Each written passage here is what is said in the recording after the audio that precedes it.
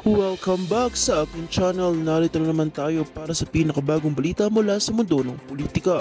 Matinding lindol sa mundo ng politikang yumalik ngayong araw matapos ibunyag ng palawinigan ng Korte Suprema ang kautusan para tuluyang patalsikin si PBBM sa pwesto.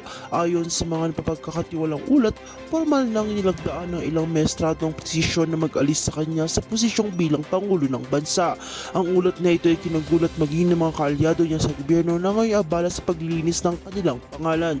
Kasabay nito isang warrant of arrest ang umunoy pinadala laban kay BBM matapos makakalap ng ebidensya o kaugnay sa mabibigat na kasong kinakaharap niya. Ilang ahensya ng batas ang inatasan na maganda para sa posibleng pagpapatupad ng utos anumang oras. Ayon naman sa mga insider, walang makakapigil sa implementasyon nito kapag tuluyang nilabas ang opisyal na kopya mula sa Korte Suprema.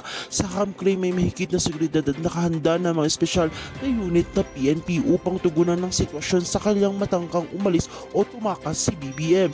May mga ulat din na ilang malalapit na opisyal na nagsimula ng lumayo upang hindi madamay sa kontrobersya.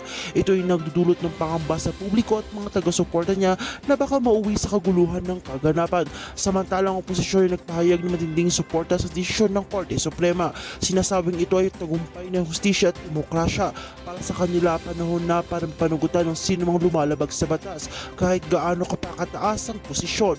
Nagbababala rin ng ilang eksperto na maaaring magkaroon ng malawakang protesta lalo na sa mga loyalistang hindi matanggap ang desisyon. Sa ngayon naghihintay ang buong bansa na magiging final na anunsyo mula sa Korte Suprema.